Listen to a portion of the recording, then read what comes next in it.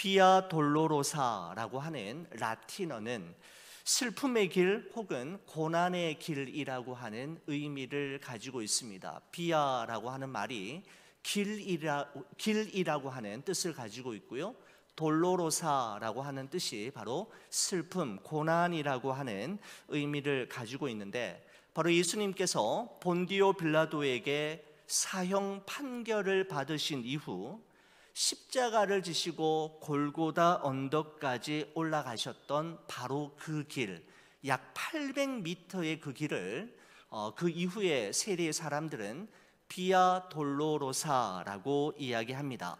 비아 돌로로사라고 하는 성가곡이 있는데, 그 성가곡은 왜 예수님께서 그 십자가의 길을 걸으셔야만 했는지, 왜 그 길을 끝까지 걸어가셔야 했는지에 대해 다음과 같이 노래하고 있습니다. 우리 다 함께 비아 돌로로사라고 하는 성가곡을 함께 먼저 감상하시고 우리가 말씀을 이어가도록 그렇게 하겠습니다.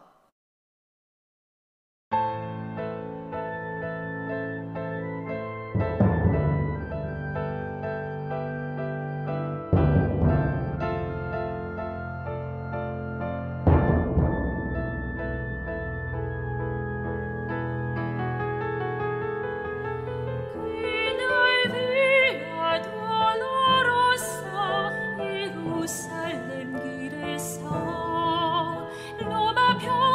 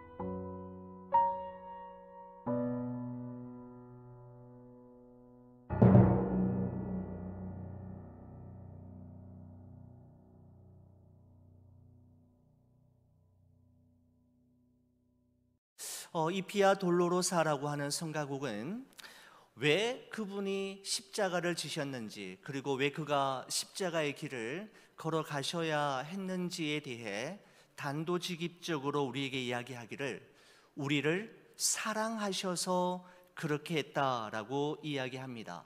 사랑이 그 길을 걸어가게 했고, 사랑이 그 십자가를 감당케 했음을 우리에게 말씀하고 있습니다. 저는 이 성가곡을 들으면서 복음 중에 복음이라고 불리어지고, 또한 복음의 심장이라고 불리어지는 요한복음 3장 16절 말씀이 다시금 생각이 났습니다. 우리 이 말씀 저와 함께 같이 한번 읽어보겠습니다. 하나님이 세상을 이처럼 사랑하사 독생자를 주셨으니 이는 그를 믿는 자마다 멸망하지 않고 영생을 얻게 하려 하심이라. 아멘. 그렇습니다. 이 한 구절 안에 온 인류를 향한 하나님의 위대한 사랑이 고스란히 다 담겨져 있습니다. 여러분, 위대한 사랑의 근원은 하나님이입니다. 위대한 사랑의 대상은 세상을입니다. 위대한 그 사랑의 크기와 정도는 이처럼 사랑하사입니다. 위대한 사랑의 선물은 독생자, 즉 예수 그리스도입니다. 위대한 사랑의 행동은 주셨으니입니다. 위대한 사랑의 수혜자는 그를 믿는 자마다입니다. 위대한 사랑의 선물은 소극적으로는 멸망하지 않는 것이고 적극적으로는 영생을 얻는 것이었습니다. 여러분, 우리 하나님께서는 그 죄와 그 죄의 결과로 말미암아 흑암과 절망으로 가득한 이 세상에 참 빛과 참 소망을 주시기 위해 예수 그리스도를 이 세상에 보내셨고, 그를 믿는 자마다 멸망치 않고 영원한 생명을 얻는 길을 우리에게 열어주셨습니다. 그렇습니다. 예수 그리스도 십자가 이외에는 구원을 얻을 수 있는 다른 길, 다른 방법이 없음을 성경은 우리에게 분명하게 말씀하고 있습니다. 여러분, 오늘 여러분과 함께 나누게 될 이 본문의 말씀이 시작되기 전에 요한복음 19장 16절의 말씀에 보면 이런 말씀이 있습니다. 이에 예수를 십자가에 못 박도록 그들에게 넘겨주니라 라고 말씀하고 있습니다. 이처럼 빌라도의 십자가형이 선고되자마자 17절 말씀을 보시면 그들의 예수를 맡음에 예수께서 자기의 십자가를 지시고 해골, 히브리 말로 골고다이라 하는 곳에 나가시니라고 말씀하고 있습니다. 저는 이 17절 말씀을 읽고 또 묵상하면서 제 눈에 선명하게 들어오는 한 표현이 있었습니다. 17절 말씀 다시 한번 보십시오. 그들이 예수를 맡음에 예수께서 자기의 십자가를 지시고 라고 되어 있습니다. 성경은 예수께서 그냥 십자가를 지시고 라고 말씀하시지 않고 예수께서 자기의 십자가를 지시고 His own cross라고 표현하고 있는 이 말씀, 이 표현이 제 마음속에 남다른 의미로 다가왔습니다. 왜 성경은 예수께서 십자가를 지시고라고 표현할 수 있는데 십자가 앞에 자기의 십자가라고 표현했던 걸까요? 여러분, 그렇습니다. 이 세상을 살아가는 사람 누구에게나 자기의 십자가가 있습니다. 다른 사람이 대신할 수 없고 다른 사람이 대신 져줄 수 없는, 최후의 승리를 얻기까지 빛난 면류관 받기까지 치고 가야 할, 올라가야 할 자기의 십자가, 바로 나의 십자가는 누구에게나 있는 법입니다. 예수님께서는 마가복음 8장 34절에 이렇게 말씀하셨습니다. 무리와 제자들을 불러 이르시되 누구든지 나를 따라오려거든 자기를 부인하고 자기 십자가를 지고 나를 따를 것이니라 라고 하셨습니다. 그냥 십자가라고 하시지 않으시고 자기 십자가, 자기의 십자가를 지고 나를 따르라 라고 말씀하셨습니다. 여러분, 예수님 주위에는 언제나 많은 사람들로 북적북적거렸는데 그 많은 사람들은 언제나 두 부류의 사람으로 나눌 수 있었습니다. 무리와 제자들이었습니다. 예수님께서 그들을 무리로 말씀하시고 그들을 또한 제자로 나누셨던 기준이 무엇인가 하면 자기를 부인하는 삶과 자기 십자가를 지는 삶이 있느냐 없느냐의 유무로 무리를 무리라 하시고 제자를 제자라고 부르셨다라는 것입니다. 여러분, 아무리 교회를 오랫동안 다니고 교회에서 중직을 맡았다 할지라도 그의 삶에 자기를 부인하고 자기 십자가를 지는 삶의 모습과 흔적이 없다면 그는 무리일지언정 제자라고 말할 수는 없을 것입니다. 제자는 자기를 부인하는 삶과 자기 십자가를 지고 주님을 따르는 삶을 게을리하지 아니하며 자기의 삶이 끝나는 그 순간까지 그 길을 묵묵히 걸어가는 것이죠. 여러분, 그래서 누가복음 14장 27절 말씀에 보면 누구든지 자기 십자가를, 그냥 십자가라고 하지 않았습니다. 그렇죠? 자기 십자가를 지고 나를 따르지 않는 자도 능히 내 제자가 되지 못하리라. 마태복음 10장 38절에서는 또 자기 십자가를 지고 나를 따르지 않는 자도 내게 합당하지 아니하니라 라고 말씀하셨습니다. 여러분, 그렇다면 우리가 지고 가야 할 저마다의 십자가, 자기 십자가, 나의 십자가는 무엇을 의미하는 걸까요? 여러분, 제가 어린 시절에 어머니를 따라갔던 부흥회에서는 부흥 강사 목사님이 이렇게 말씀하셨던 것이 생생하게 기억납니다. 자기 십자가라는 것은 날마다 속을 썩이는 남편, 지지리도 말을 듣지 않고 말썽만 부리는 자녀들, 일평생 몸에 지니고 살아가는 장애나 불치의 병이 십자가이다, 바로 너의 십자가이고 나의 십자가이다 라고 말씀하시던 그 기억이 납니다. 여러분, 도대체 자기 십자가는 무엇을 의미하는 걸까요? 나의 십자가는 어떻게 발견할 수 있는 걸까요? 저는 이렇게 한번 해석해 보았습니다. 여러분, 십자가는 예수님께서 이 세상에 오신 이유와 목적이었습니다. 우리의 죄와 허물을 사하시기 위해서 그분은 십자가를 지셨고 십자가의 길을 걸으셨고 십자가 위에 달리셨고 그 십자가에서 부활하셨습니다. 예수님과 십자가는 뗄래야 뗄 수 없는 관계이었습니다. 여러분, 이런 관점에서 볼 때 십자가는 바로 예수님께서 이 땅에 오신 이유였고 목적이었습니다. 이와 같은 점을 우리 자신에게 이렇게 적용해 볼 때 십자가는 바로 하나님께서 여러분과 저를 창조하시고 창조하신 여러분과 저를 이 세상에 보내신 이유이며 오늘도 우리가 살아가는 삶의 목적, 바로 우리의 사명이 바로 십자가라고 할 수가 있습니다. 여러분, 저희의 사명, 저희의 십자가는 무엇일까요? 바로 교회이고 성도이며 목회이며 목사직이 바로 저의 십자가입니다. 그리고 아버지의 자리, 남편의 자리 또한 나의 십자가입니다. 주님께서 저에게 맡겨주신 이 십자가가 너무 무겁고 너무 힘들다고 해서, 남이 알아주지 않는다고 해서, 내가 원래 원했던 것이 아니라고 해서 절대로 포기할 수 없는 것이지 않습니까? 주님께서는 나에게 맡겨주신 이 십자가를 끝까지 주님이 걸어가셨듯이 절대로 포기하지 말고 끝까지 최후 승리를 얻기까지, 빛난 면류관 받기까지 그 십자가를 지고 십자가의 길을 걸어가기를 원하시는 것입니다.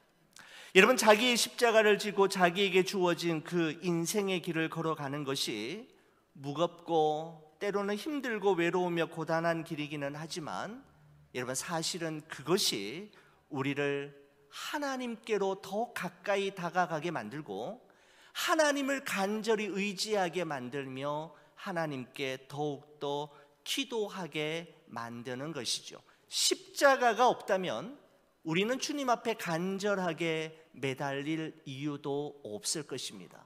바로 그 십자가를 감당하기 위해 우리는 날마다 주님께로 가까이 나아가게 되고 그 주님의 도우심을 구하게 되는 것이죠. 여러분, 어느 책에서 읽은 글인데 그래서 이런 표현들이 있었습니다. 새에게 그 날개는 무거운 것이지만 그것 때문에 날아가고, 배는 그 돛이 무거우나 그것 때문에 앞으로 나아간다. 이와 같이 성도는 그 십자가가 짐처럼 여겨지지만 그것이 그로 하여금 천국을 향하여 날마다 전진하게 한다라고 하는 글을 어디선가 본 적이 있습니다. 여러분, 새는 그 새의 날개가 무겁지만 그 새의 날개로 말미암아 하늘을 날게 되고, 돛은 무겁고 거추장스러운 것이지만 그 돛으로 인해 배가 앞으로 전진해 나아가게 되는 것처럼 우리의 십자가 또한 참 가볍지 않고 무겁고 힘들고 외로운 길이지만 그것으로 인해 우리는 주님께로 더 가까이 다가가게 되며 천국을 향해 날마다 한 걸음 한 걸음씩 더 나아가게 되는 것이죠. 사랑하는 우리 교우 여러분, 예수님께서 자기의 십자가를 지시고 비아 돌로로사를 지나 골고다 언덕까지 오르셨던 것처럼 여러분과 저 또한 우리의 십자가, 나의 십자가를 지고 앞서 가신 예수님의 발자취를 따라 최후 승리를 얻기까지 그 십자가의 길을 끝까지 완주하실 수 있기를 주의 이름으로 간절히 축원을 드립니다. 여러분, 요한복음은 다른 공간 복음과는 달리, 그러니까 다른 공간 복음이라는 것은 마태복음, 마가복음, 누가복음과는 달리 예수님께서 십자가의 길을 걸어가시기 전에 로마 군병들에 의해 채찍을 당하셨거나 가시 면류관을 쓰셨거나 로마 군병들에 의해서 조롱과 멸시를 당했다라고 하는 기록이 전혀 기록되어 있지 않습니다. 또한 잔인한 그 채찍질로 인해서 만신창이가 된 예수님께서 자신의 몸을 가눌 수 없게 되었을 때 구레네 사람 시몬이 와서 예수님의 십자가를 대신 지고 그 골고다 언덕까지 갔다라고 하는 이 중요한 이야기도 요한복음에서는 전혀 언급되어 있지 않습니다. 요한복음은 다른 복음서처럼 모든 것을 다 자세하게 섬세하게 기록하지 않습니다. 여러분, 왜 그랬을까요? 왜 요한은 다른 복음서에서 모두 다 다루고 있는 예수님의 고난받으시는 모습, 예수님이 십자가에 달려 그 처절하게 고통당하시는 모습을 전부 다 나열하지 않고 있는 걸까요?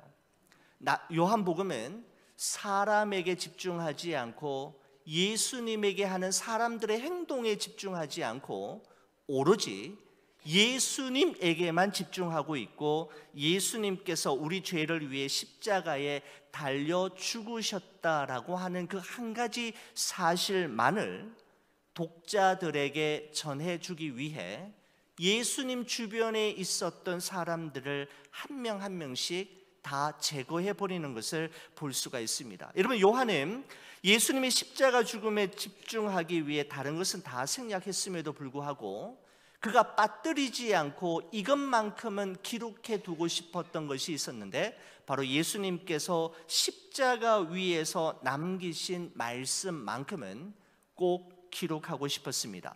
여러분, 예수님께서 십자가에서 운명을 달리하시기 전에 예수님이 십자가 위에서 하신 말씀 7가지를 우리는 가상칠언이라고 부르는데, 사도 요한은 가상칠언 중에서 3가지 말씀을 특별히 우리에게 이야기하고 있습니다. 여러분, 이 3가지 말씀은 다른 세 복음서에서는 기록해내고 있지 않은, 여러분, 왜냐하면 십자가 아래 예수님이 달리셨던 그 십자가 아래 유일하게 남아있었던 제자가 여러분 사도 요한이었지 않습니까? 그래서 사도 요한만이 예수님께서 십자가 위에서 하셨던 말씀을 전부 다 들었던 유일한 제자였습니다. 그래서 사도 요한은 다른 제자들이 다른 사람들을 통해 들었던 가상 7언은 제외하고 다른 사람들이 전하지 않았던 세 가지 중요한 가상 3언을 우리에게 소개하고 있는 독특한 방식으로 이 요한복음의 마지막을 기록해 가고 있습니다. 여러분, 2000여 년 전 오늘 금요일에 예수님은 십자가에 못 박히셨습니다. 오늘날 우리 시간으로 그날에 있었던 일들을 여러분께 잠시 말씀드리면은, 예수님께서는 오전 9시에 십자가에 못 박히셨고 오전 9시부터 정오 12시까지 예수님은 십자가 위에서 세 가지 말씀을 하셨습니다. 아버지, 저들을 사하여 주옵소서. 자기들이 하는 것을 알지 못함이니이다. 내가 진실로 내게 이르노니 오늘 내가 나와 함께 낙원에 있으리라. 여자여 보소서 아들이니이다. 보라 내 어머니라 라고 하는 말씀을 9시에서 정오 12시까지 어느 지점에서 말씀을 하셨습니다. 여러분, 낮 12시부터 오후 3시까지는 한창 해가 내리쬐는 대낮이었음에도 불구하고, 여러분, 예수님께서 십자가에 못 박히시던 그날 낮 12시에서 오후 3시에는 앞을 분간할 수 없을 정도의 칠흑 같은 어둠이 임했는데, 이 3시간 동안 예수님은 십자가 위에서 아무런 말씀을 하지 않으시고 침묵하셨습니다. 여러분, 그리고 오후 3시경이 되었을 때 예수님은 무거운 침묵을 깨뜨리시고 입을 열어 말씀하시기 시작하셨는데, 엘리 엘리 라마 사박다니, 나의 하나님 나의 하나님 어찌하여 나를 버리셨나이까. 내가 목마르다. 그리고 다 이루었다 하시고, 여러분, 이와 같은 말씀들은 시간의 간격을 두지 않으시고 계속해서 말씀하셨습니다. 그리고 십자가 위에서 마지막으로 남긴 말씀은, 아버지, 내 영혼을 아버지 손에 부탁하나이다 라는 말씀을 남기시고 운명하셨습니다. 바로 예수님께서 십자가에 달리시는 순간부터 운명하시기까지 십자가 위에서 남기신 7마디 말씀이 어느 지점에서 이야기가 되었는지에 대해서 성경 복음서는 우리에게 이야기하는데, 특별히 여러분, 요한복음에서는 이 7마디 말씀 중에서 3가지 말씀만을 우리에게 전달하고 있습니다. 여러분, 예수님께서 하신 7 가상 7언 중에서 3번째 하신 말씀은 여자여 보소서 아들이니이다. 보라 내 어머니라 라고 하는 말씀이었습니다. 여러분, 오늘 본문 26절과 27절의 말씀을 한번 보시기 바랍니다. 여러분의 성경책을 한번 보시는 겁니다. 예수께서 자기의 어머니와 사랑하시는 제자가 곁에 서 있는 것을 보시고 자기 어머니에게 말씀하시되 여자여 보소서 아들이니이다 하시고, 또 그 제자에게 이르시되 보라 내 어머니라 하신데, 그때부터 그 제자가 자기 집에 모시니라 라고 말씀하고 있습니다. 여러분, 거기 보시면 26절에 예수께서 자기의 어머니라고 하셨는데, 여러분, 이 자기의 어머니란 바로 예수님의 육신의 어머니 마리아를 가리키고요, 사랑하시는 제자, 여러분, 이 사랑하시는 제자는 지금 이 요한복음을 기록하고 있는 요한 자신을 가리키는 것입니다. 여러분, 예수님께서 마리아를 향해 여자여 보소서 아들이니이다 라고 할 때, 여러분, 이 아들은 누구를 가리키는 걸까요? 여러분, 일반적으로 제가 이 말씀을 처음 보았을 때에는 십자가 위에서 십자가 아래에 있는 마리아를 향해 여자여 보소서, 내가 당신의 아들입니다. 내가 지금 이렇게 십자가에 달려 있습니다 라고 하는 의미로 저는 처음에 받아들였는데, 그렇지 않습니다. 여러분, 여기서 말하는 아들은 누구인가 하면 마리아 곁에 있는 사도 요한을 가리키는 것입니다. 여자여 보소서 아들이니이다 라는 말은, 여자여 보소서 지금 십자가에 달려있는 나는 당신의 아들입니다 라고 하는 의미가 아니라 요한을 가리키면서 하시는 말씀으로서 여자여 보소서, 이제부터는 요한이 당신의 아들입니다 라고 이야기하시는 것입니다. 여러분, 왜 이렇게 하는 것이 맞는가 하면 그 다음의 말씀 때문입니다. 바로 제자 요한에게 말씀하셨죠. 보라, 내 어머니라 라고 말씀하고 있기 때문입니다. 바로 예수님께서는 십자가 위에서 십자가 아래에 절규하며 울고 있는 마리아를 향해 요한을 가리키면서 여인이여 보소서, 저 요한이 당신의 아들입니다. 그리고 난 후에는 요한을 가리키면서 보라, 저 여인은 너의 어머니니라 라고 말씀하셨던 것입니다. 여러분, 요한이 예수님으로부터 보라, 내 어머니다 라고 하는 이 말씀을 들었을 때 여러분, 요한의 마음은 어땠을까요? 여러분, 원래 요한은 예수님이 겟세마네 동산에서 로마 군병에 의해 현장에서 검거되실 때에 다른 제자들처럼 하나같이 도망을 쳤던 제자들 중에 하나이었습니다. 마태복음 26장 56절의 말씀에 보면 이런 기록이 있습니다. 이에 제자들이 다 예수를 버리고 도망하니라 라고 기록하고 있습니다. 베드로를 비롯한 몇몇 제자들만 그날 밤 겟세마네 동산에서 도망친 것이, 감람산에서 도망친 것이 아니라 모든 제자들이 예수님을 버리고 다 도망쳤을 때, 그때 예수님이 사랑하시던 제자 요한도 도망치는 12 제자 중에 하나이었음을 성경은 말씀하고 있는 것입니다. 여러분, 그랬던 요한이 지금 십자가 아래, 예수님께서 달리신 십자가 가장 가까운 곳에서 예수님의 음성을 듣고 있는데, 바로 이것은 그가 예수님을 버리고 도망쳤지만 지금 그는 다시 예수님께로 돌아와 예수님의 마지막 운명하시는 모습을 지켜보고 있는 것이었습니다. 요한 역시 다른 제자들처럼 똑같이 실패했고, 똑같이 주님을 모른다고 부인했고, 가장 결정적인 순간에 주님을 버리고 도망쳤지만, 요한은 모든 제자들 중에서 가장 먼저 돌이켜 다시 십자가 앞으로 돌아왔던 제자이었습니다. 마치 탕자가 아버지께로 돌아간 것처럼 요한이 십자가 앞으로 나온 이것이야말로 그의 생애의 가장 위대한 결단이었던 것입니다. 십자가 앞에 나온 요한은 지난날 자신의 행한 일이 너무나도 부끄럽고 죄송해서 감히 고개를 들지 못하고 아무 말도 하지 못하고 있을 때였습니다. 바로 예수님께서 십자가 위에서 바로 자신을 향해 말씀하셨던 것입니다. 보라, 내 어머니라. 무슨 말입니까?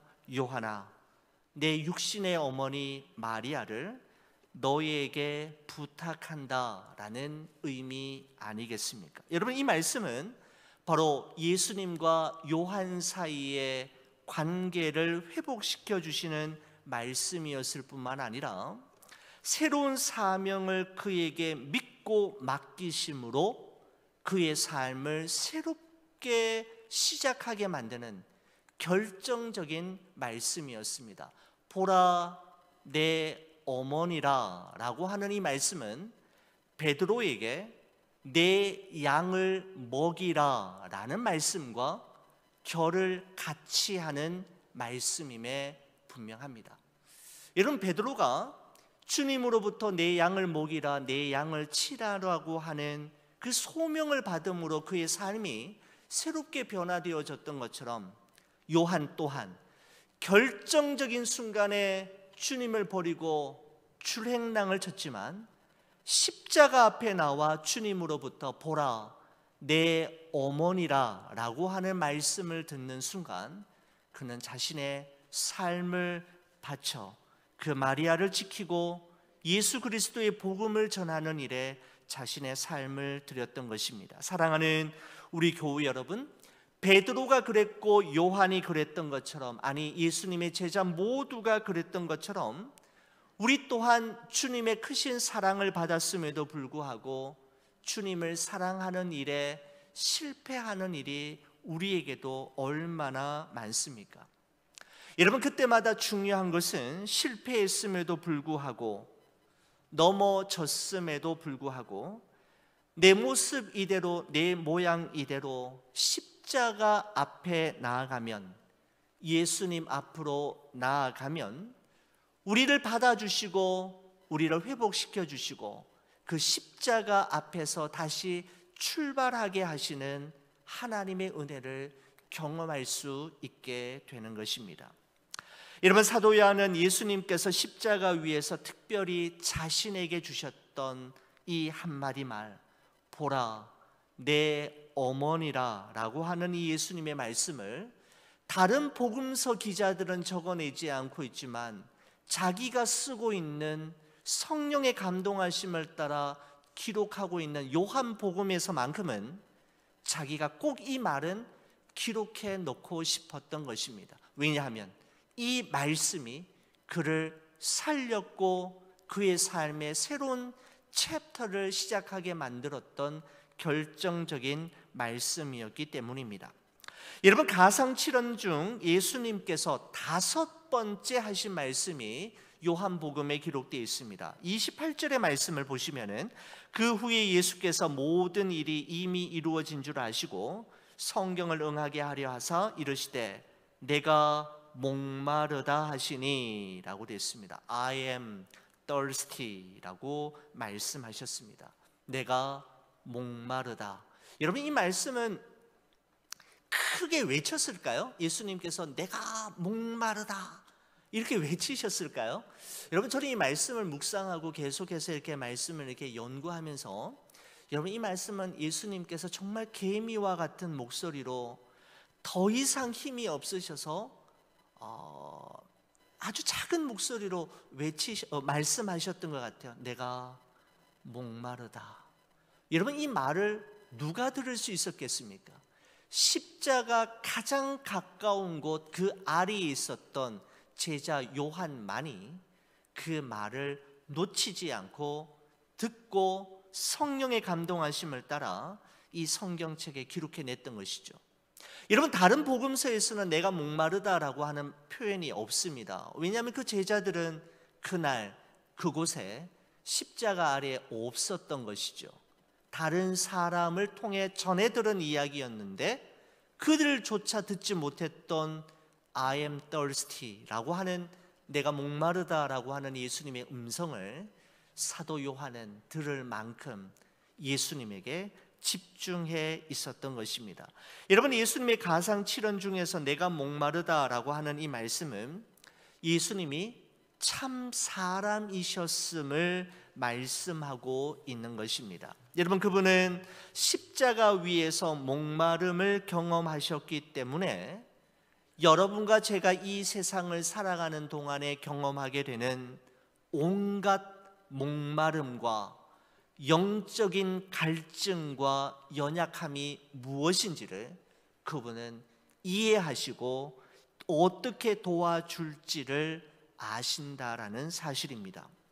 여러분, 히브리서 4장 15절에 이런 말씀이 있습니다. 우리에게 있는 대제사장은 우리의 연약함을 동정하지 못하시리가 아니요 모든 일에 우리와 똑같이 시험을 받으시니로되 죄는 없으시니라 라고 말씀하고 있습니다. 우리의 연약함을 동정하지 못하실 이가 아니다라는 말은 우리의 연약함을 동정하실 수 있는 분이다라고 하는 의미인데, 다른 말로 하면 우리의 연약함을 누구보다도 잘 아시고 우리의 연약함과 우리의 목마름과 갈증을 누구보다도 해결해 주실 수 있는 분이심을 강조하고 있는 표현입니다. 여러분, 그런데 이 표현이 기독교와 캐톨릭이 함께 번역한 성경인 공동 번역에서는 이렇게 표현하고 있습니다. 이 부분을 어떤 부분인가 하면 우리의 연약함을 동정하지 못하실 이가 아니요 라고 하는 이 부분을 공동 번역 성경에서는 이렇게 이야기합니다. 연약한 우리의 사정을 몰라주시는 분이 아니시다라고 번역하고 있는데, 정말 우리의 마음에 와닿는 표현이지 않습니까? 우리의 연약함을 몰라주시는 분이 아니시다. 알고 계시고 이해하시고 우리를 위로하시며 우리의 그 목마름과 갈증을, 연약함을 해결해 주실 수 있다라는 것이죠. 여러분, 예수님께서는 사람의 몸을 입고 이 땅에 오셨고 사람이 당하는 모든 고통과 아픔과 모욕과 버림당함과 목마름을 우리가 어제 우리 박 목사님을 통해서 들으셨듯이 다 경험하셨기에 우리가 이 세상을 살아가면서 경험하게 되는 모욕과 고통과 아픔과 버림당함과 모든 목마름들을 이해하시고 아실 뿐만 아니라 모르는 척하지 않으시고 우리를 도와주시고 해결해 주실 수 있는 분이심을 말씀하고 있는 것입니다. 여러분, 이와 같은 사실을 깨달은 다윗은 시편 139편 2절 4절에 이와 같이 고백합니다. 여러분, 이 말씀은 저와 함께 같이 한번 읽어주셨으면 좋겠습니다. 같이 한번 볼까요? 주께서 나의 앉고 일어섬을 아시고 멀리서도 나의 생각을 밝히 아시오며 나의 모든 길과 내가 눕는 것을 살펴보셨으므로 나의 모든 행위를 익히 아시오니 여호와여, 내 혀의 말을 알지 못하시는 것이 하나도 없으시니이다. 아멘. 우리와 관련된 모든 것을 하나도 알지 못하시는 것이 없이 다 알고 계시고 보고 계시고 이해해 주시고 동정해 주실 뿐만 아니라 몰라 하시는 분이 아니심을 말씀하고 있습니다. 여러분, 그분은 십자가 위에서 처절한 목마름을 경험하셨기 때문에 우리가 이 광야와 같은 세상을 지나는 동안에 순간순간마다 경험하게 되는 우리 인생의 목마름을 이해하시고 그 목마를 때 부르짖는 부르짖음을 주님께서 외면하지 않으시며 그 부르짖음에 바로 응답하시는 분이심을 말씀하고 있는 것입니다. 사랑하는 우리 교회 여러분, 여러분은 지금 무엇에 목말라 하십니까? 예수님은 여러분과 저의 궁극적인 목마름, 그 갈증을 해결해 주시기 위해서 비아 돌로로사의 길을 걸어 마침내 골고다 언덕 십자가 높은 곳에까지 매달리셨던 것입니다. 여러분, 가상칠언 중 예수님께서 6번째 하셨던 말씀이 30절에 기록되어 있는데요, 이렇습니다. 예수께서 신포도주를 받으신 후에 이르시되 다 이루었다 하시고 머리를 숙이니 영혼이 떠나가시니라 라고 말씀하고 있습니다. 예수님은 십자가 위에서 다 이루셨다라고 말씀하셨습니다. 여러분, 이 선언은 구약 성경 39권에 기록된 모든 예언들이 예수님의 십자가의 죽음으로 인해 완성되었으며 성부 하나님께서 계획하신 구원의 마스터 플랜을 성자 예수님께서 십자가 위에서 최종적으로 성취하셨음을 일컫는 표현입니다. 다 이루었다. It is finished 라고 하는 이 말을 헬라어로는 테텔레스타이라고 하는 단어로 표현하고 있습니다. 테텔레스타이라고 하는 이 표현은 빚을 다 갚았다라고 하는 의미가 있을 뿐만 아니라 임무를 완수했다, 목적을 달성했다라고 할 때 테텔레스타이라고 하는 It is finished 라고 하는 단어를 쓰게 되는데, 여러분, 예수님께서는 마지막 순간까지 바로 하나님의 뜻을 이루기 위해 자신의 모든 것을 드렸던 것을 말씀하고 있는 것입니다. 여러분, 그런데 우리가 주목해야 할 지점이 있습니다. 바로 예수님께서 It is finished, 다 이루었다라고 하는 말씀을 하신 곳이 어디이냐라는 것입니다. 예수님께서는 다 이루었다라고 하는 이 말씀을 십자가 위에서 하셨습니다. 여러분, 왜 하필이면 예수님께서는 십자가 위에서 이 말씀을 하셨을까요? 여러분, 예수님의 공생의 삶을 돌아볼 때 참 대단한 기적들이 일어날 때가 많이 있었지 않습니까? 물을 포도주로 바꾸시는 기적을 행하셨을 때, 보리떡 5개와 물고기 2마리로 5,000명을 먹이시고 12바구니를 남기셨을 때, 풍랑이는 바다를 향하여 잠잠하라 라고 말씀하시자 즉시로 잠잠해졌을 때, 죽은 나사로를 향하여 나사로야 나오라고 외치는 순간 죽은 지 나흘이 되어 냄새가 나며 썩어있는 나사로가 무덤을 열고 나오는 그 순간에 It is finished, 테텔레스타이라고 외쳤다면 많은 사람들이 환호성을 지르며 당신이야말로 하나님의 아들이고 우리가 기다렸던 메시아이었음을 인정했을 것입니다. 여러분, 하지만 예수님께서는 바로 그 놀라운 기적의 현장에서 It is finished라고 말씀하시지 않고 하나님의 무서운 진노가 쏟아진 십자가 위에서만 그의 생에 단 한 번 다 이루었다라고 말씀하셨습니다. 왜 그러셨을까요? 여러분, 바로 그 이유는 십자가를 통하지 않고는, 십자가를 따르지 않고는 그 누구도 하나님의 뜻을 이룰 수 없고 하나님의 일을 성취할 수 없음을 말씀하시는 것입니다. 여러분, 그렇습니다. 다 이루었다라고 하는 말씀은 십자가를 통해서만 할 수 있는 말이고 십자가 위에서만 가능한 표현입니다. 바로 우리는 십자가를 통해 구원받았고 하나님의 백성이 되었으며 하나님 나라의 기업을 이어받을 상속자가 되었던 것입니다. 여러분, 예수님께서 십자가 위에서 말씀하신 다 이루었다라고 하는 이 말씀을 묵상하면서 우리는 우리 생의 마지막 날 나의 죽음을 지켜보고 있는 사랑하는 이들 앞에서 남길 말은 무엇이어야 하는지에 대해 우리로 하여금 곰곰이 생각나게 합니다. 여러분은 여러분의 생의 마지막 순간을 지켜보기 위해 찾아온 많은 이들에게, 사랑하는 가족들에게 무슨 말을 남기고 무엇을 남기시겠습니까? 여러분과 저의 삶도 It is finished 라고 말할 수 있었으면 좋겠습니다.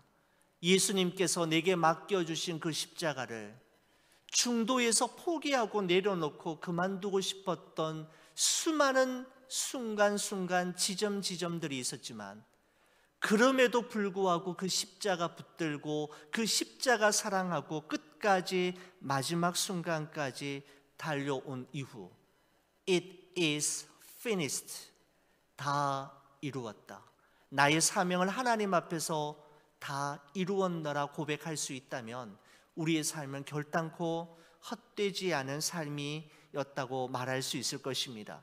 사도 바울은 자신의 생의 마지막 순간에 이런 고백을 남겼습니다. 디모데후서 4장 6절 7절에 나의 떠날 시각이 가까웠도다. 나는 선한 싸움을 싸우고 나의 달려갈 길을 마치고 믿음을 지켰으니.